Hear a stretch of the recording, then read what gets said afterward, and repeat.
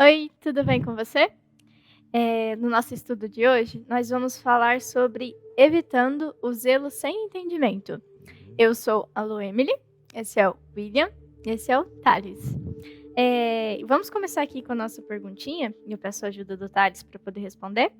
Cite algumas situações que podem nos colocar em perigo de sermos desviados pelo zelo sem entendimento. Isso, interessante essa pergunta.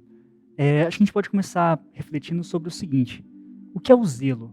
Zelo nada mais é que a disposição, o empenho, a dedicação em fazer algo ou prestar isso para alguém, né, em relação a alguma coisa. E também sobre o entendimento seria a questão da nossa faculdade, nossa capacidade de avaliar e discernir algo. E aqui a pergunta vem então falando sobre a questão de quando a gente tem esse zelo sem esse entendimento aqui. De forma resumida, a gente pode entender que é tudo aquilo que fazemos sem avaliar à luz da palavra de Deus.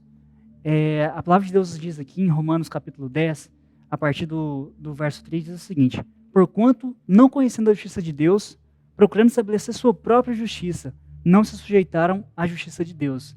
Esse aqui é um ponto interessante, porque toda vez que a gente busca fazer algo e que não está em conformidade com a vontade de Deus, ou que não é para honrar e glorificar o nome de Deus, a gente tende a exercer esse zelo sem entendimento.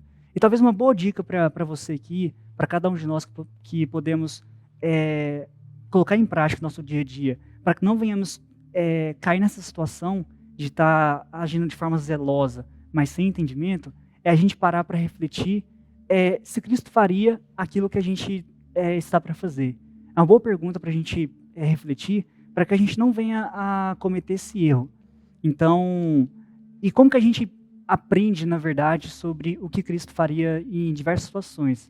Aí é conhecendo a Cristo. E aí uma dica para a gente aprender mais do amor de Deus, aprender mais de Cristo, é a gente estudar a sua palavra. Então fica o convite para você aqui, para que você também possa ter essa experiência de, diariamente, buscar aprender de Cristo. E aí, assim, em diversas situações no seu dia a dia, quando você estiver indeciso se você precisa ou não, ou como você deve se portar mediante uma situação, você pode se questionar: o que Cristo faria? E aí, com certeza, você vai conseguir agir e ter um melhor equilíbrio para agir com zelo, mas com entendimento e para honrar e glorificar o nome de Deus. Só um adendo aqui, irmão Thales. Muito interessante que essa questão do zelo é que muitas vezes nós temos a verdade, mas nós não sabemos como passá-la aos outros, certo? Muitas vezes acontece que, dá um exemplo bem simples assim, vamos supor que uma pessoa, ela aprenda que ela tem que vestir verde, que o certo é vestir verde, roupa verde. A pessoa, então, ela entendeu e vai começar a vestir a roupa verde. Certo? Vai passar ali a vida dela inteira vestindo roupa verde. Agora, aí chega uma pessoa e fala assim: não, você não pode vestir mais roupa verde, é somente roupa azul. Dependendo da forma com que você passar essa informação para essa pessoa que aprendeu que é a roupa verde que é o certo e não azul, você pode fazer o que com essa pessoa? Fechar.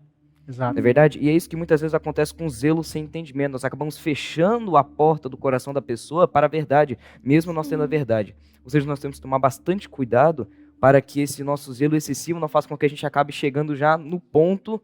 E aí o que acontece? Acaba fechando a porta do coração da pessoa. Exatamente. Bem colocado, William. Isso. E William, pode continuar nos ajudando? Sim, com A certeza. perguntinha B fala: o que havia de errado com o falso zelo de Jeú? E interessante, o Jeú, né, ele viveu aí em épocas bem passadas, não é nada muito recente, podemos dizer assim, né? Foi no tempo do profeta Elias, Isso. certo?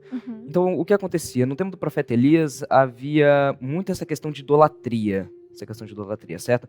E Jeú, então, foi instituído para acabar com a família mais idólatra que havia. Quem que era? A família do próprio rei. Que era o quê? Acabe. Acabe, ele tinha uma família totalmente idólatra. Então, Jeú foi colocado no poder, foi imposto sobre ele a função de quê? Exterminar. Mas o que aconteceu? Nós podemos ver o que está escrito em 2 Reis, capítulo 10, que diz assim, bem no comecinho do versículo 16. E disse-lhe: venha comigo e veja o meu zelo pelo Senhor. Então ele o levou em seu carro. Ou seja, aí nós percebemos o seguinte, que Jeú estava querendo mostrar para os outros o seu zelo. Depois nós vemos que ele exterminou toda a casa de Acabe. Fez o que era reto aos olhos do Senhor, fez o que era bom, legal. Porém, a forma com que ele fez isso foi errada. O objetivo com que ele fez isso foi errado. Nós podemos perceber com isso que quando uma pessoa ela tem o falso zelo, o falso amor pela obra de Deus, ela funciona somente por meio de obras. Jeú, ele só funcionava por meio de obras. Por quê? Porque sem as obras, ele parece frio. Mesmo ele já sendo frio por dentro, ele tenta fazer as obras, então, para poder acontecer o quê? Ele parecer que realmente está fazendo a vontade de Deus. Ou seja, no caso aqui, Jeú era movido por apenas grandes atividades. Querer ser reconhecido, Isso, né? se fosse por causa de uma atividade pequena, como por exemplo ajudar qualquer pessoa na rua, ele não faria. Por Sim. quê? Porque isso não daria nenhum reconhecimento dele perante as pessoas, né? Exato. Sim. Interessante essa questão, porque realmente tem que avaliar qual o propósito, né? Aquilo realmente para exaltar o meu eu, para mim ter visibilidade, para que as pessoas possam ver aquelas boas obras, exaltar a pessoa, ou é realmente para honrar e glorificar o nome do Senhor, né? A gente tem estudado nesses estudos aqui sobre mordomia, que tudo na verdade é do Senhor, né?